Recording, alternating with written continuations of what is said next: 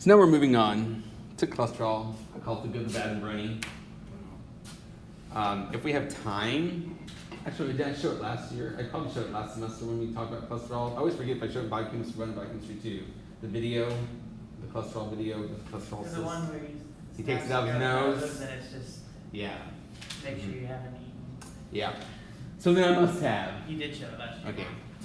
Yes, it's great, and it's also my argument for you, not for you, but for everyone to be cognizant to watch their cholesterol levels. If you ever get a chance, you can always just Google it again. Because cholesterol, whenever it goes haywire, it can form, what we'll find out is cholesterol isn't just by itself, it usually forms cholesterol esters.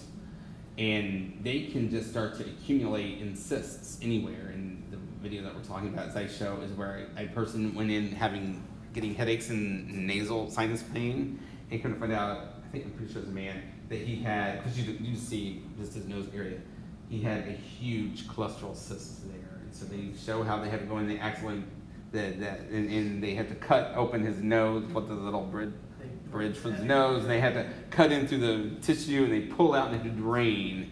And you can literally see the cholesterol ester crystals because it's hydrophobic, and so you can see it, especially if you watch it on it's kind of hard to see sometimes on the video screen, but if you watch it on your own computer, you'll see it kind of glow, like it's really shiny, but it is huge. You don't expect it to be that much. But it's really nasty. You know why he was getting headaches though? Yeah, I mean, because there's only, your sinus cavity only has so much room, and he had this huge cyst in there that had formed, and it was affecting his breathing and giving headaches because our unlike your abdomen, which has a little bit more area for extension, your brain doesn't, your head doesn't. So, okay.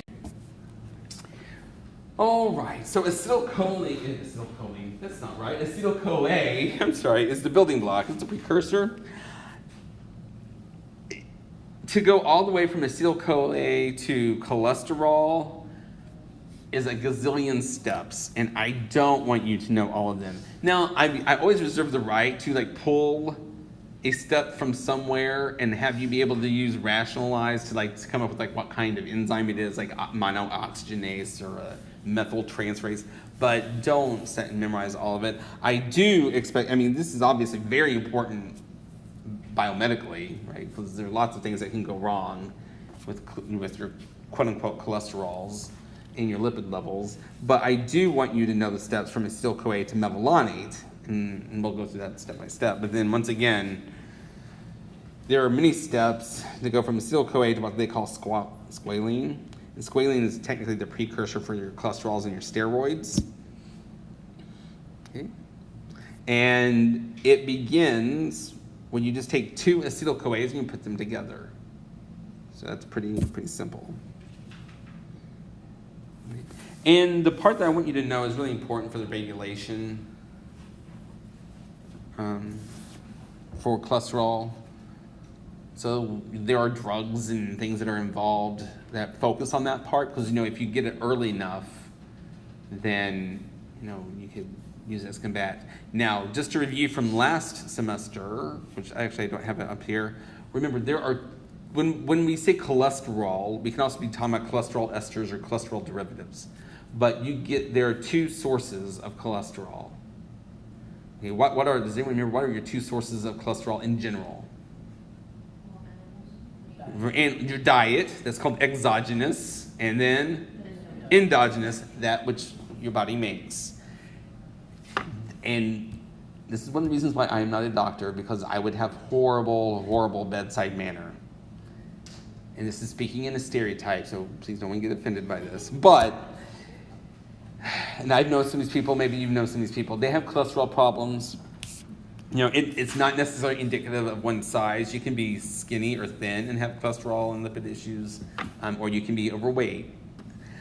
But it amazes me that these people who have cholesterol problems, and so they go into the doctor, and we're going to talk about the class of drugs, they'll get this class of drugs, and they think all is great, and they don't check their diet, okay?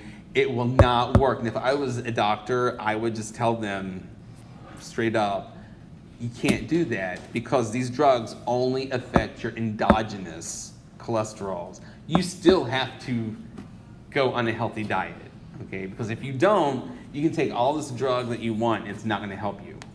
Okay, that's my little soapbox for the time being. I was going to say for today, but I can't make any promises. I may jump back up there in a moment.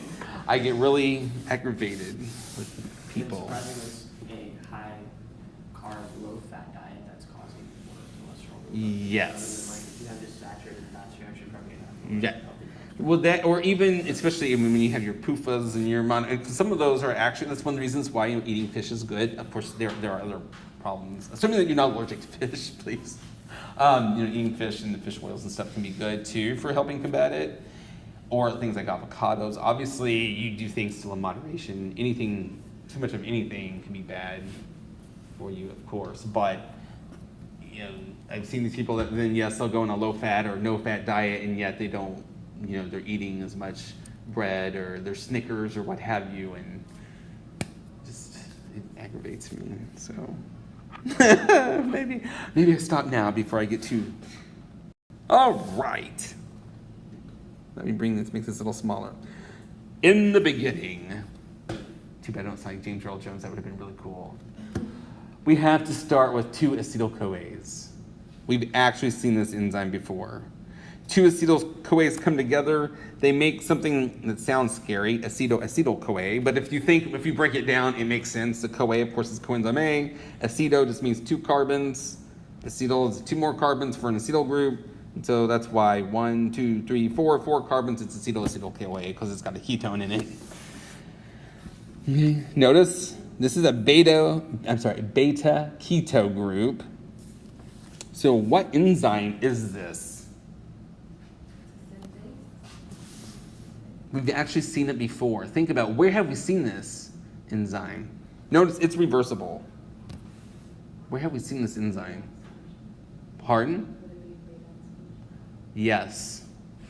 It's the breakdown of fats, right? Because whenever you get down to 4, it breaks it down to 2 acetyl-CoAs. What enzyme was that last step? Thiolase. It's thiolase. Oh, you guys like the very first one. It's good old friend thiolase. Thiolase, so here's where we get in the higher dimension of metabolic pathways. I don't know. They just start to intertwine. That's why it's kind of hard to just point at the big. And you can actually buy these, or textbooks sometimes give them out. Those big metabolic pathways. Usually it's an E. coli cell, but human cell, mammalian cells have very similar pathways in it. And it's hard to just pinpoint and say, okay, that enzyme is only for that metabolic pathway. Sometimes we have interconversion. Okay, so now we have acetyl-CoA.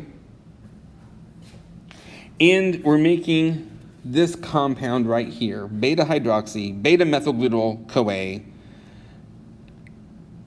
I don't expect you to memorize that name. You can. You can call it by its nickname or whatever, its abbreviations, HMG-CoA. That may ring bells, especially for those who've worked around doctors' offices or cardiologists and things like that, because they look at HMG-CoA. But also, if you look at the name, it does make sense. Because if you look at this, like if this wasn't a coenzyme A, but it was a carboxylic acid here, it looks a lot like glutamate, right? So it's not the amino acid, but that's where the glutarol comes from. It's got an alcohol and a methyl group on it. But yes, this is HMG-CoA. So what class or classes of enzymes could this be? So essentially, we've taken another acetyl-CoA, and we're adding that on to make HMG-CoA. And we kick off the coenzyme A, the CoAsh. So what class or classes of enzymes could this be? Synthase. Okay, and if you're going to name it, what would you name it? See, I told you. It's not nearly as bad as what? As long as you have at least 2 of the 3 pieces, you can usually figure out. The beginning, the end, or the name, something like that. You can usually figure out what's missing.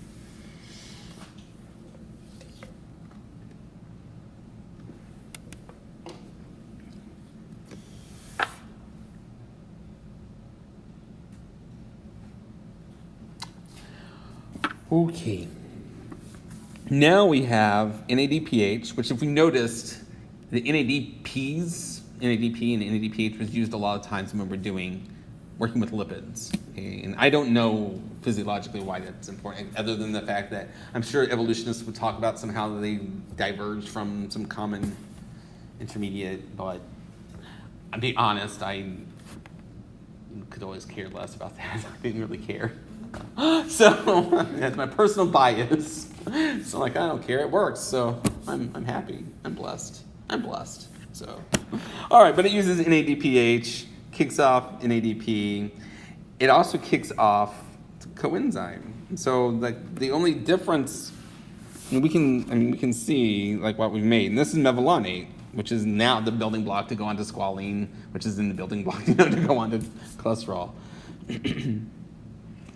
Okay, so what enzyme or what class of enzymes can do this? And there are a couple of possibilities here. A dehydrogenase, and if you had said that, I would give you credit for it, at least partial credit, not all the credit. What were some of the other names for dehydrogenases? Reductases, okay, and this one is a reductase, and it's a very important, very, very, very enzyme. This is HMG-CoA reductase, and we're going to talk about the reason why, because you can imagine now that if you can make drugs that focus on early development of these exogenous lipids, then they would be very effective. And so you want to try to look and try to make things that are specific for, ideally CoA synthase, but we're going to talk about HMG-CoA reductase. And that's one of the reasons why I wanted to point that out. And you may have even heard about some of these HMG-CoA reductase inhibitors. Then just to show you that, that's what I wanted you to know, I'm not requiring you to know this. Yeah. And then that's just make squalene. Then from squalene you got to manipulate to make cholesterol. And then from cholesterol you make it to your testosterone, your androgens, your estrogens, your all that kind of stuff. But at the same time, I would reserve the right, for example, on a quiz or something, to give you, I don't want to say it's something that's easy because I don't want to downplay it, but to ask you what class of enzymes can do this? Well, it's going to be a kinase because we're taking something here and we're adding a phosphate using ATP. Okay, and so that I would reserve the right, but I wouldn't expect you to know, that right there, that is 5-pyrophosphomelavonate, blah, blah, blah, that kind of stuff. But you can see it's much more complicated, but we're just looking at the beginning. Okay. So many times if you can focus on those early steps, then you can find really good treatments, hopefully make really good treatments to do that. For squalene, let's see. Then, that was squalene, then just go to cholesterol, is at least 25 more steps. So aren't you glad I didn't make all those? Yes. But remember, our goal in medicine, well, not our goal, but one of the problems with medicine is the fact that you're wanting to try to decrease that endogenous cholesterol. So that's why you want to focus on those early steps, and that's one of the reasons why I also want you to know those early steps. Just as a side note, which is just actually review really from last semester, is that cholesterol then is the starting material for even more biosynthetic pathways, including, I'd already mentioned, your androgens and estrogens, but also glucocorticoids, aldosterones, your bile acids. There's lots of things. And so that's why this is a very, very complex, non-static, dynamic, that's what I was looking for. Dynamic is non-static. Yeah, dynamic process in vivo.